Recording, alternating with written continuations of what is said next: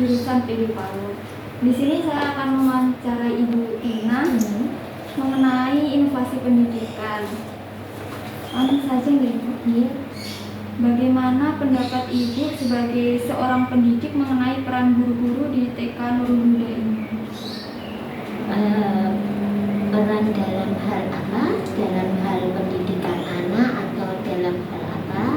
Ya, dalam mendidik anak-anak Ibu, kayak proses pembelajarannya, apakah para pendidik di TK ini tuh sudah maju atau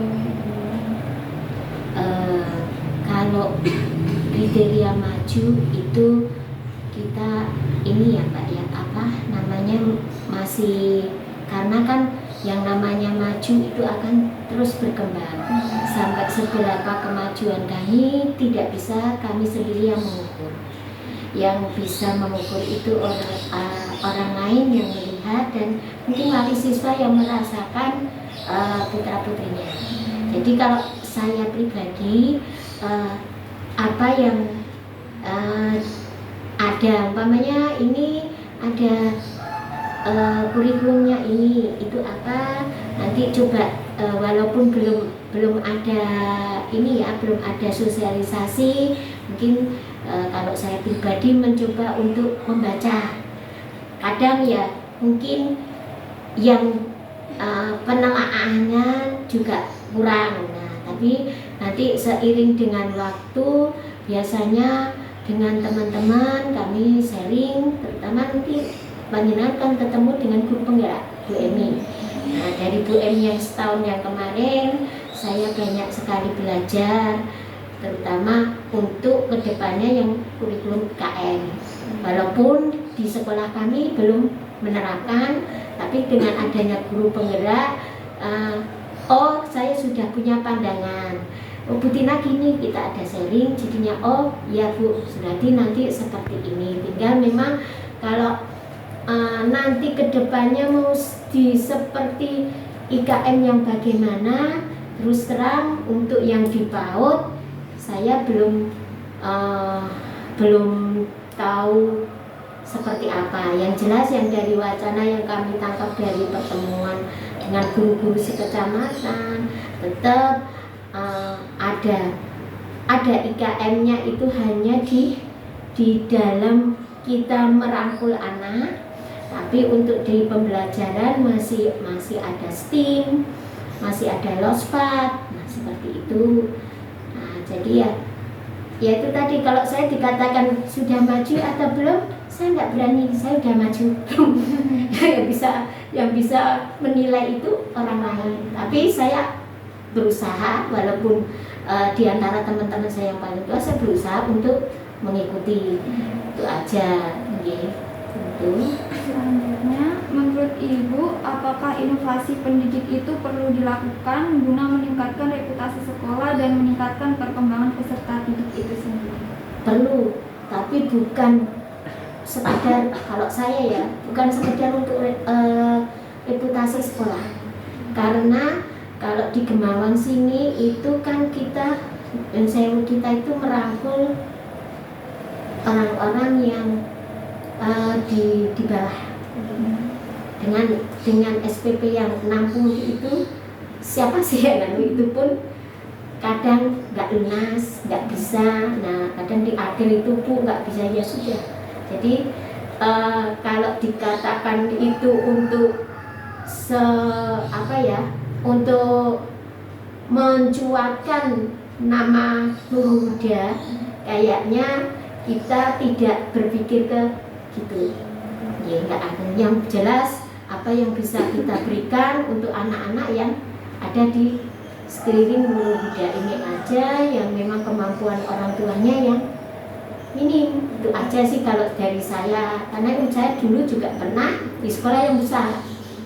Di sekolah yang besar memang dengan inovasi, dengan ini memang bagus. Tapi mungkin seiring dengan usia saya, apa sih yang saya inginkan? Kalau saya hanya mengejar yang itu, kita nggak tahu umur, makanya saya keluar dari TK yang besar itu, terus mencoba di sini, ya memang itu saya ingin yang dekat dengan masjid, dekat dengan lingkungan yang memang saya inginkan. Saya itu mungkin itu. Jadi bukan kalau saya ya tujuannya, kalau saya ingin lebih terus mengejar sama teman-teman yang lain, itu bukan untuk mereputasikan Dekan Nurul Huda. Insya Allah kalau kita itu sudah sebaik mungkin, insya Allah reputasi itu akan mengikuti, karena memang lahan kita di bawah nggak bisa disamakan mungkin kayak yang Al-Azhar. Nah itu kan memang, nah itu harus mengejar. Nah itu mungkin itu gimana? Berarti lebih ke perkembangan anak. Iya, kami kan lebih perkembangan anak dengan kemampuan orang tua yang terbatas. Inovasi pendidik seperti apa yang sudah diterapkan di TK Nurul Huda ini? Kalau kami anak-anak tetap untuk sains, itu tetap saintifiknya itu tetap saya usahakan, kami usahakan. IT dengan laptop kita belajar itu tetap kami usahakan. Nanti kalau kita dapat dana dari BOP, kita pinjam LCD. Nah itu untuk biar anak-anak nggak terlalu gatek gitu kan. Memang kalau lihat itu, kalau ada pas parenting itu anak-anak senang. Nah itu sekali waktu kita pakai itu biar di ini. Memang yang agak nganu kan mungkin kalau di sekolah di sini itu kayak komputer belum bisa kami merangkul untuk hal itu perangkatnya. Ya, kami juga pakai laptop yang kami punya untuk pembelajaran, untuk ya variasi pembelajaran aja untuk menerangkan, atau mungkin untuk kita media cerita, media saintifiknya kita pakainya IT-nya ya cuma laptop. Ya itu aja sih Mbak. Dan kalau untuk yang perkembangan yang lain ya kita tetap berusaha mengikuti apa yang ada di luar. Sebisa kita dengan dana yang kita punyai, tapi kita tidak mau anak-anak di sini tidak tahu. Kalau ditanya itu tidak tahu, itu aja. Apakah ada pengaruh yang dirasakan ibu dari inovasi pendidikan yang dilakukan seperti IT tadi kan?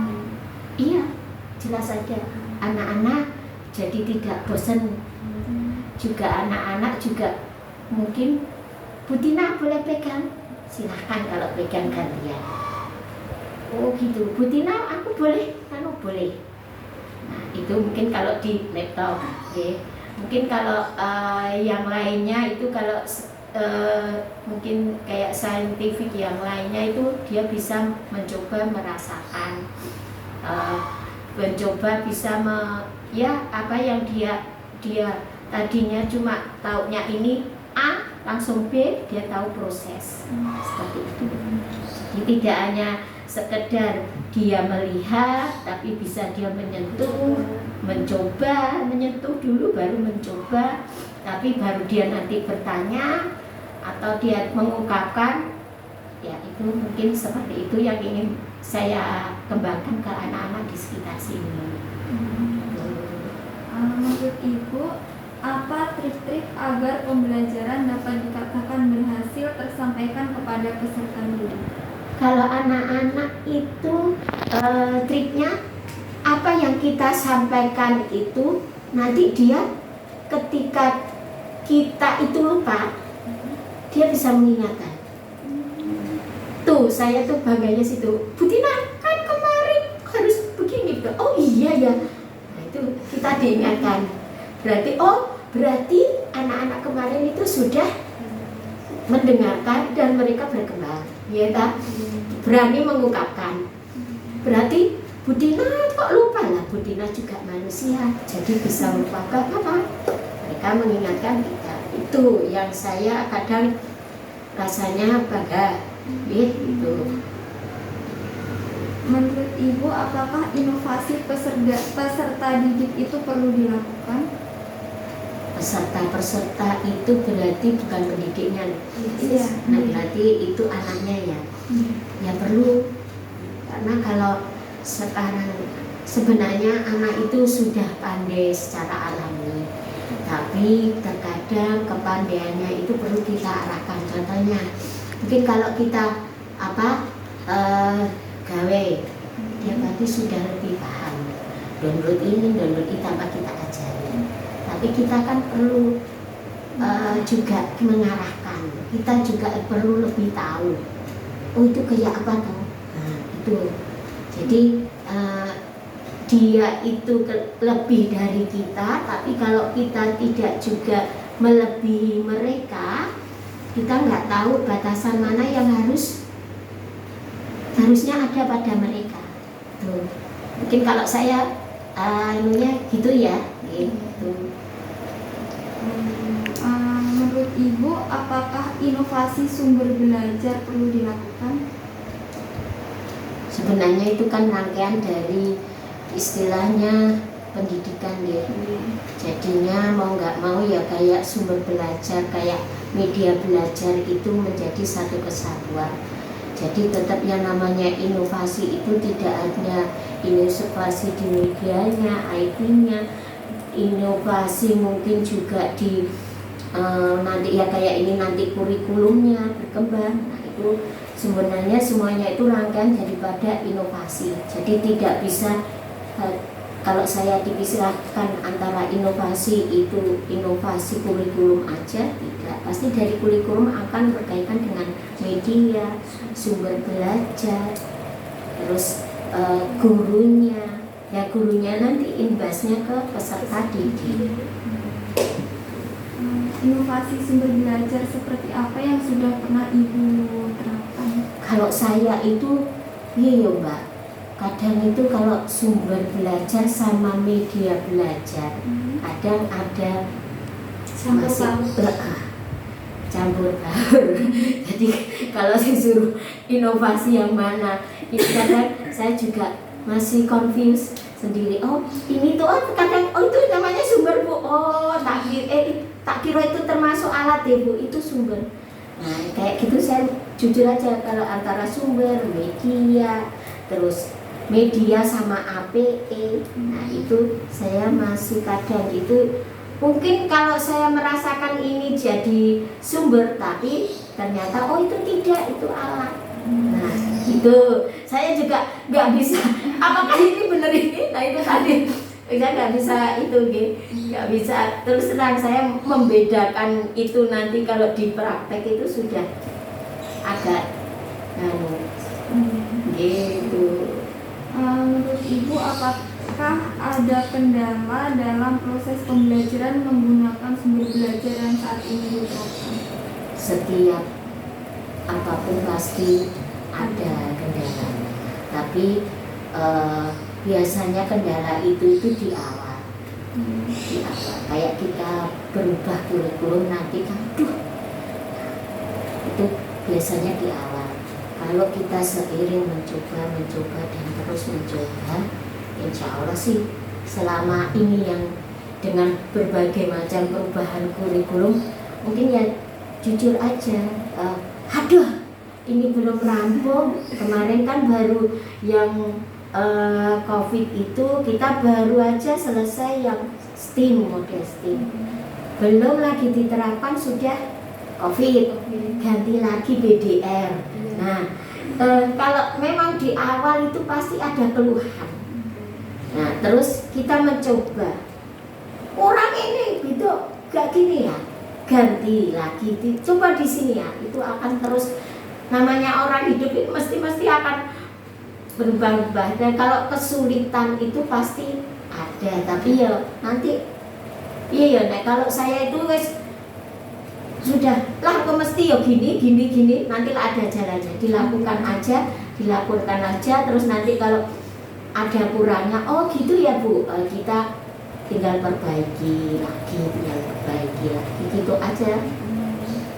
Kalau kurikulum yang saat ini diterapkan di TK Nur Muda itu apa ya Ibu?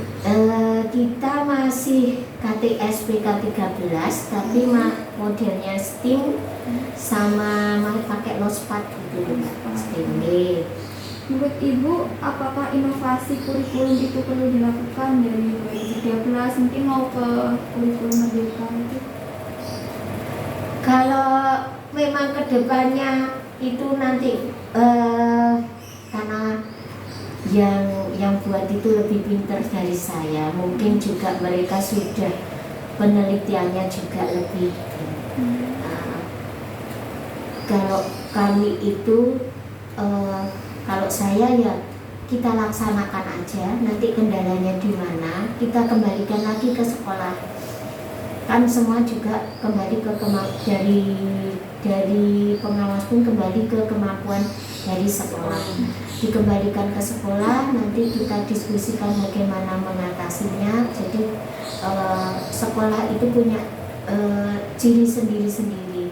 Mungkin IKM yang benar-benar itu ada di sekolah yang A, tapi ada juga di sekolah yang B itu tidak IKM benar-benar karena kondisi di lingkungannya, tapi mereka punya inovasi yang lain, mungkin yang tidak dimiliki oleh yang di sana, karena karakteristik anak, sosial emosi anak akan berbeda. Itu yang kalau saya rasakan yang menentukan tingkat kalau yang sebenarnya itu begini, itu idealnya. Kalau saya baca idealnya nanti hasilnya seperti ini, tapi kembali ke sosial emosi anak itu terkadang untuk mencapai yang A itu prosesnya nggak sama satu TK dengan TK yang lain. Kalau kurikulum sebelumnya itu apa nih Bu? Ya K13 tapi tidak model STEAM, tidak STEAM sudah ada LOSPAR sebelumnya K13 aja gitu ya? Iya. Terus pengaruh apa dari perubahan inovasi tersebut dalam menurut Ibu? Dari K13 ke model STEAM itu pengaruh yang dirasakan? Kalau yang dirasakan itu ya sekarang itu anak lebih ya bebas, tapi saya nggak taunya nanti kan kita tetapkan anak itu akan ke SD gitu. Nah itu yang terkadang kita yang guru, terutama saya yang TKB, bagaimana untuk inovasi itu tidak menghalangi anak-anak yang di SD itu walaupun sudah IKM, tapi kan tetap baca tulisnya gitu. Nah itu yang memang selalu membuat saya untuk bagaimana yang dari pemerintah itu tetap terlaksana, dengan tetap kita menyelipkan untuk kedepannya anak-anak itu ke SD. Itu yang memang setiap sekolah akan berbeda-beda, termasuk di Nurul Huda. Jadi apapun yang kalau saya sih ngikutin aja lah kayak apa yang dianu pemerintah. Mereka juga sudah berpikir toh ya nggak ngikutin ya memang harus mengikuti toh. kalau saya ini disuruh kita belajar dan belajar, itu aja sih. Saya ambil positifnya gitu, kita suruh belajar, yang gurunya suruh belajar dan belajar. Apakah Ibu mengetahui mengenai guru penggerak dan pelajar Pancasila? Kalau guru penggerak saya tahu karena teman saya juga ikut. Saya juga sering kalau dia tugas itu ada tugas bersama, minta Bu nanti saya perlu ini, jadi mereka Bu Emi juga sharing sama saya, sedikit banyak saya tahu. Memang tujuan yang penggerak itu kalau dulu guru pembelajar berkembang toh, guru pembelajar habis guru pembelajar jadi guru penggerak. Yang mudah-mudahan besok nggak ada lagi guru yang itu bukannya apa-apa ya. Kita yang kayak saya yang sudah nganu itu kemarin kan ya masuk pun juga nggak bisa karena di segi umur. Ya mudah-mudahan tidak jadi penghalang saya pribadi untuk maju gitu, karena nggak bisa masuk di guru penggerak kan suka seleksinya juga terus susah ya. Kalian seleksinya juga susah, dari segi umur pun saya sudah mental. Nah Jadi mau nggak mau kan mudah-mudahan saya bisa mengikuti gitu aja. Kalau saya bisa mengikuti, jadi anak-anak yang saya ampu itu juga tidak ketinggalan dengan teman-temannya yang lain kalau dari sekolah lain. Apakah Ibu mengetahui mengenai Balai Guru Penggerak dan website atau aplikasi Rumah Belajar? Saya tahu, tapi saya belum buka. Saya tahu, tapi saya belum buka. Besok itu tanggal berapa ya? Tanggal kan sudah dikasih tahu, tapi saya belum coba membukanya. Baru kan itu nanti masuknya soalnya di guru emailnya email PAUD, guru PAUD itu ya, guru PAUD ID, guru pembelajar ID itu. Jadi saya belum buka, saya tahu tapi saya jujur belum buka. Besok tanggal 10 itu dipaksa semuanya untuk membuka. Dipaksa untuk membuka. Besok hari tanggal 10 itu memang dipaksa untuk satu kecamatan untuk membuka. Mungkin itu sih, kalau belum dipaksa saya kadang itu wah ini kok apa, saya sudah pernah buka. Itu kan yang IKM yang kerubung itu kok banyak banget. Saya sudah pernah membuka, jadi baca belum sampai selesai. Allah, ya Allah, itu kok oke banget ini. Terus saya nggak buka lagi. Terus saya tanya ke teman saya, lah itu kok kayaknya buat SMA Bu. Teman saya yang guru penggerak, yang PAUD bawa sendiri. Walah ya Allah, aku udah masa aku udah baca terus. Ya Allah. Terus saya kan kalau mengamati terlalu lama laptop kan pusing. Iya. Kalau saya pusing, jadi wes tak waca nanti halaman 100 ki kok isemu enak asam. Teman saya yang guru penggerak juga makan. Ya memang Bu di paling bawah ya, masa ya saya scrolling ya terus dari bawah. Oh gitu, udah saya belum buka lagi. Ya itu kan nanti terakhirnya kan ada post testnya segala. Nah itu nanti tanggal 10 itu dipaksa semuanya untuk membuka sampai selesai. Apa yang Ibu rasakan dari adanya guru penggerak ini? Yang jelas kita semua jadi lebih banyak belajar. Kita jadi yang walaupun jujur ya kita sekolahnya kecil, alhamdulillah teman saya bisa tergerak hatinya untuk ikut. Mungkin saat itu juga pandemi, juga tidak banyak kegiatan yang KBM di sekolah. Jadi teman saya bisa ikut. Jadi kalau disetarakan dengan kecamatan, kalau kita tidak, walaupun sekolah kecil kita tidak kalah. Dari seleksi, alhamdulillah kami ada yang lolos. Nah, berarti ada apa ya? Ada kebanggaan saya. Ada kebanggaan ketika dari seluruh kecamatan hanya berapa guru penggeraknya itu? 5 ke 4 ya. Satu kecamatan itu 5 ke 4 kecamatan itu. Baru tahun ini ada lagi 3. Nah itu, ya itu tadi ada kebanggaan. Dari kebanggaan itu kita bisa menimba ilmu. Ya juga walaupun TK kita kecil, jadi sering disebut karena ada guru penggerak.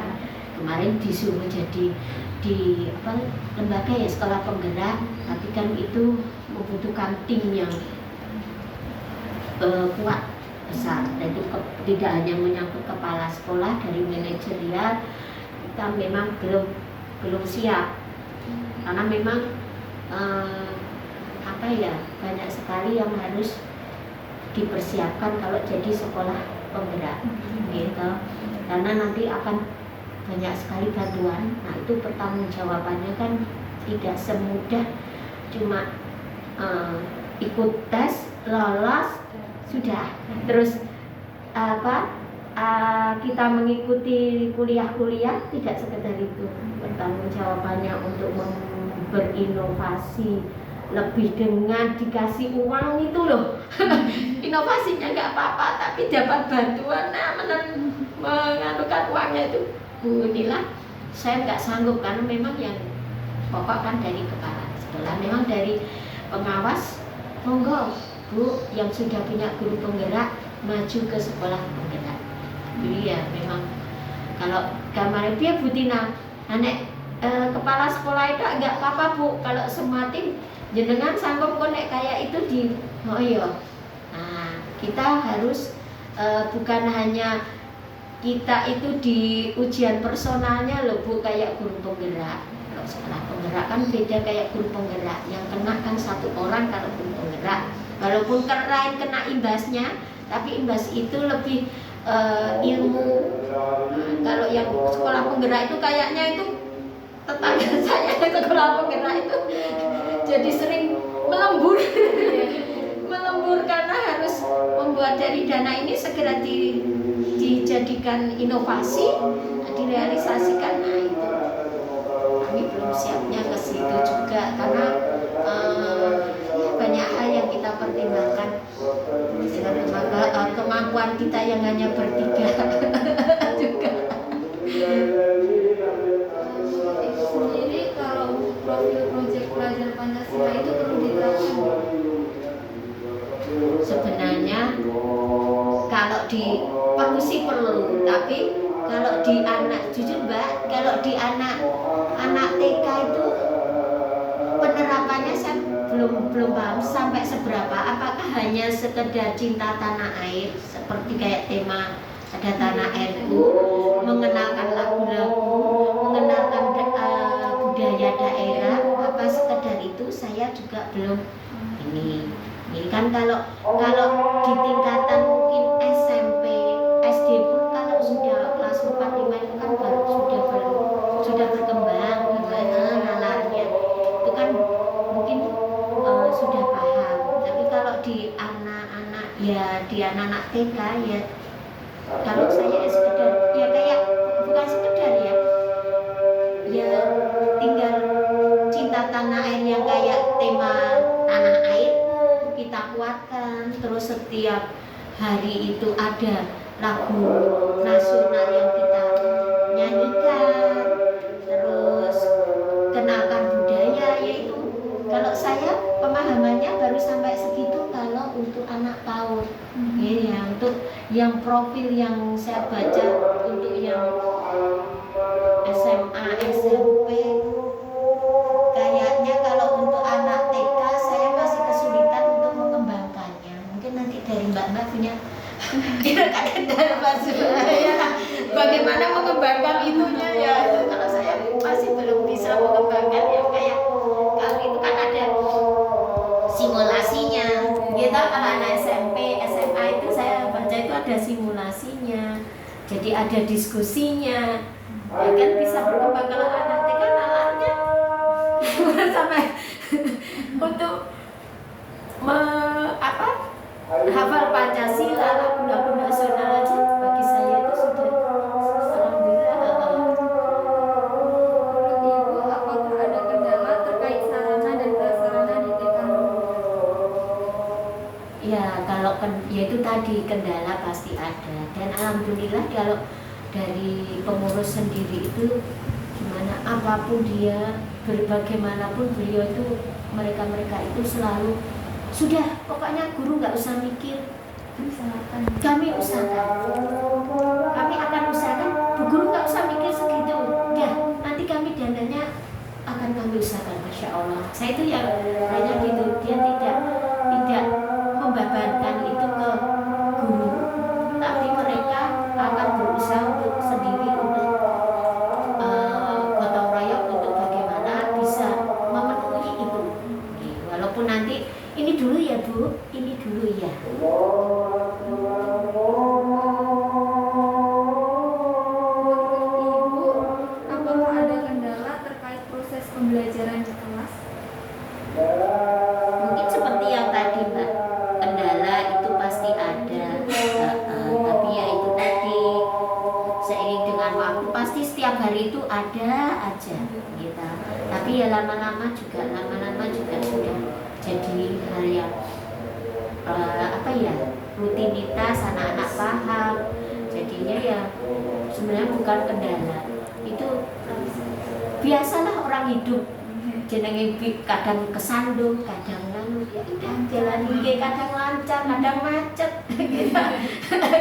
Ya itu memang sudah biasa.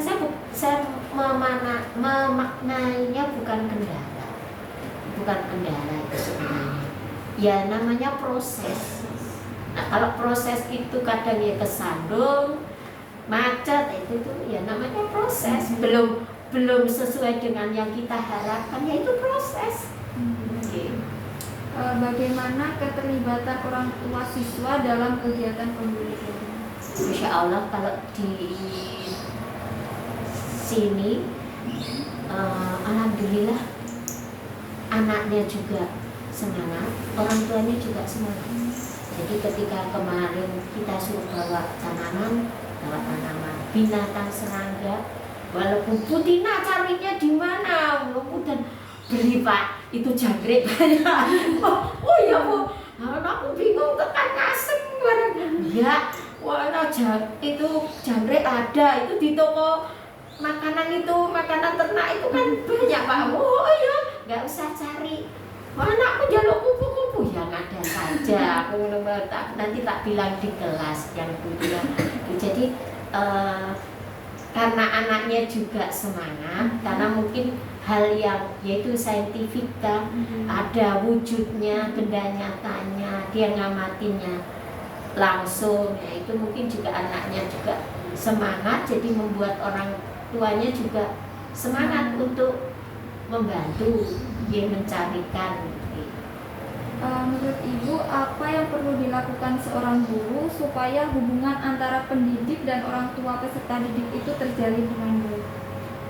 Kalau kita komunikasi aja sih, komunikasinya tetap dijalin. Jadi ada apapun itu kita dikomunikasikan, kita sudah bisa komunikasi, tidak harus face to face, ada WA group. Nah itu insya Allah sih kalau komunikasi kita itu juga baik, dan umpamanya mereka sempat menjemput kayak tadi kita sempat ngobrol.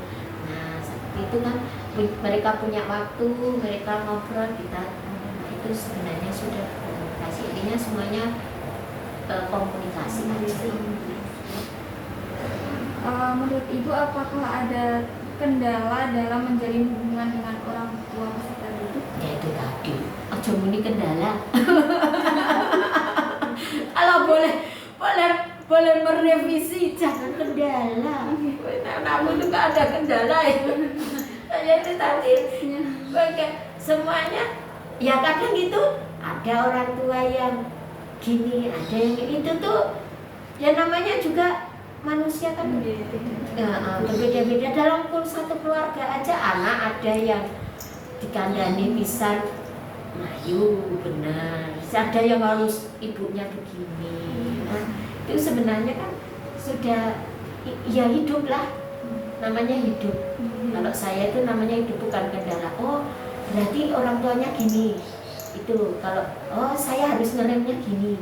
Bagi saya itu pengalaman, bukan kendala, pengalaman hidup, pengalaman dengan berbagai macam karakter. Karena kan orang tua juga pengennya anaknya yang baik, nah, tapi kadang berbeda jalan dengan sama kita dengan mungkin kakak-kakaknya jenengan, adik-adiknya jenengan. Kadang ya kalau adik bareng kan, kita kan ini loh, aku lama-lama kok ya kan. Nah sebenarnya itu kan sama. Kita itu juga keluarga di sini, keluarga besar TK Nurul Huda. Ada orang tua murid, ada saya dengan kepala sekolah dan teman sejawat. Ya kan? Semuanya keluarga punya karakter yang berbeda-beda. Jadi bagaimana kita mengkomunikasikan, bagaimana kita selalu artinya kita kan ketika mengkomunikasikan, kalau dengan orang tua mungkin, kalau dengan teman sejawat sudah tahu karakter gitu. Kalau dengan orang tua kita juga tepok-tepok, oh kalau orang tua ini harusnya dengan seperti ini. Nah dan kan kayak di TKP kadang bisa tanya ke yang TKA dulu, Bu Emi, biasanya kalau dengan Bu Iki, anak gini gimana Bu? Oh enak itu. Nah itu juga bisa kita sharing. nonton mungkin ibunya itu enaknya kalau di Bu ditemui kalau di WA itu jadi miss. Oh ya, nah itu kan sebenarnya ibu. Jadi kalau saya bukan kendala, orang hidup itu bukan kendalanya, tapi proses cobaannya semuanya juga tidak ada yang sama, apalagi berhubungan dengan manusia gitu ya, nggak ada yang sama. Iya, belajar aja. Ini pertanyaan terakhir Ibu. Jadi kan kita kan calon guru ya insya Allah. Jadi menurut Ibu apa tips baik dari Ibu untuk kita itu sebagai calon guru? Yang jelas mau belajar.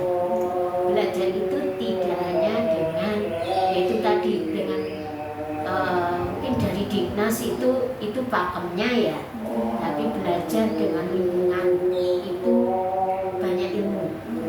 Dengan lingkungan termasuk apa dengan wali siswa mungkin kita merasa kita gimana, tapi ketika kita dapat ilmu dari mereka bisa kita gunakan untuk sarana pembelajaran ya, termasuk sumber atau APK dan sebagainya.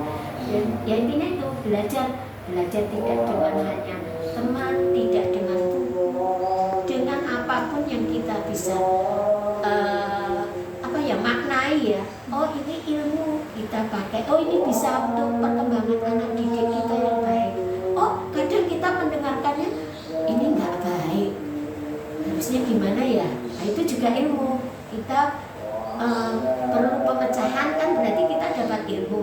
Ilmu itu tidak hanya yang baik, tapi kita yang jelek pun kita itu ilmu kalau saya. Jadi kita bisa berpikir untuk nek ngono ki aku piye ya kudune. Itu kalau saya ya.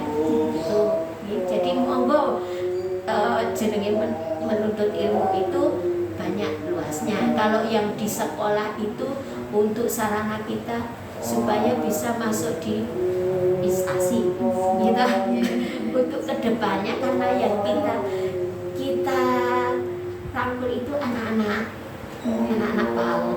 Nah, anak-anak PAUD itu juga perkembangannya nanti kalau dari Rasulullah didiklah anakmu sesuai perkembangannya gitu. Jadi kalau saya ngomong gini belum tentu nanti mbaknya pas menjalaninya itu sama kondisinya dengan saya, ya enggak? Dunianya sudah berbeda gitu. Nah makanya belajar. Jadi ilmu yang didapat di sekolah diterapkan tapi disesuaikan dengan lingkungan dan perkembangan dan terus belajar. Ya, terima kasih sama-sama atas informasinya. Saya juga mohon maaf kalau ada salah kata. Maaf, saya maaf ngoreksi yang kendala. Jadi sebelumnya itu kan dari dosennya itu diminta buat pesan-pesan antara narasumber ke pewawancara. Jadi saya mohon untuk mengisi kesan-pesannya di HP atau mungkin ibu mau mencatat kesannya.